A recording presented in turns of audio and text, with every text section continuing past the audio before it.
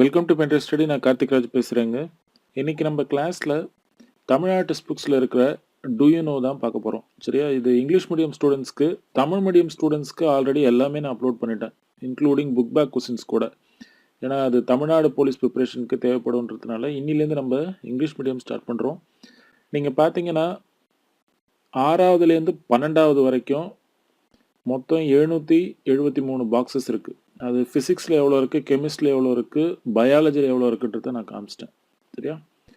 நீங்கள் அந்த பிடிஎஃப்பை கோத்ரூ பண்ணுறப்போ உங்களுக்கு ஹெல்ப்ஃபுல்லாக இருக்கணுன்றதுக்காக பேஜ் நம்பர் 2ல் நான் பேஜ் நம்பர்ஸும் கொடுத்துருக்கேன்.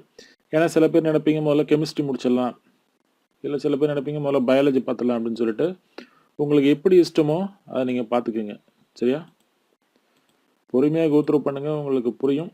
சயின்ஸ் எப்போவுமே ரொம்ப பல்கியாக இருக்கும். அதுவும் அந்த ஃபிசிக்ஸ் எடுத்தாலே உங்களுக்கு அப்படி பல்கின்னு உங்கள் மைண்டு தோணிருச்சுன்னா நீங்கள் என்ன பண்ணுங்கள், நீங்கள் இந்த டு யூ நோ, அதாவது இந்த 773 பாக்ஸஸ் ப்ளஸ் சயின்ஸில் புக் பேக் கொஸ்டின்ஸ் இருக்கும் அது. சரியா? அதை நான் அப்லோட் பண்ணுறேன் ஷார்ட்லி. அப்புறம் சயின்ஸில் ப்ரீவியஸ் இயர் கொஸ்டின் இருக்கும். இந்த 3 பிடிஎஃப்பும் கோத்ரூ பண்ணிட்டு போயிடுங்க. சரியா?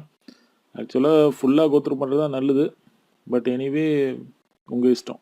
சரியா? We will meet in next class. Thank you.